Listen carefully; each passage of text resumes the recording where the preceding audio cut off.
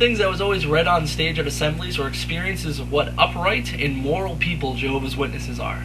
The article was read, long boisterous applause was heard, the speaker smiled, the audience smiled, and then the real talk began.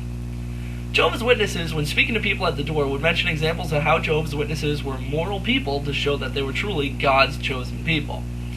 I'm going to say now that this question is not to discredit Jehovah's Witnesses, as I feel most Jehovah's Witnesses are indeed moral people.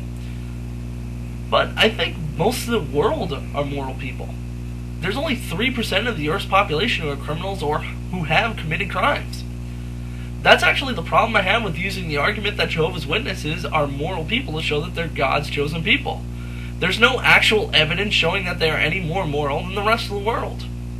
Divorce rates amongst witnesses are actually a higher percentage than the rest of the world. Local needs talk in my former hall mentioned subjects like masturbation, stealing, adultery, excessive drinking. There have been district convention talks regarding spousal abuse, swearing, smoking, and various other subjects. Whenever we would hear such talks, especially the local needs talk, pointing of the fingers would begin. We knew those talks weren't just friendly reminders, it was a problem. When going to doors when I was a child, my mother would try to strike up a conversation about the molestation problem within the Catholic Church. Right now, there's a book of 5,000 court documents involving cases of molestation within Jehovah's Witnesses.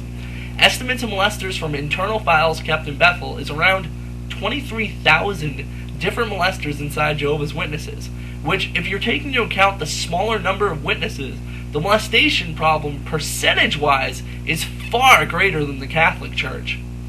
In Our Kingdom Ministry, which is an internally distributed pamphlet Jehovah's Witnesses go over at weekly meetings, whenever an assembly is about to come up, it usually lists things that Jehovah's Witnesses need to make sure avoid doing when they're in the area of the assembly so as not to bring reproach upon Jehovah's name. Some of those include not dressing slovenly, making sure to leave a tip, not causing loud disturbances at restaurants, and so forth.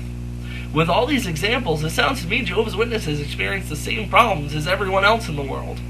Tough question number 27 is, using specific data, how exactly are Jehovah's Witnesses more moral than the rest of the world?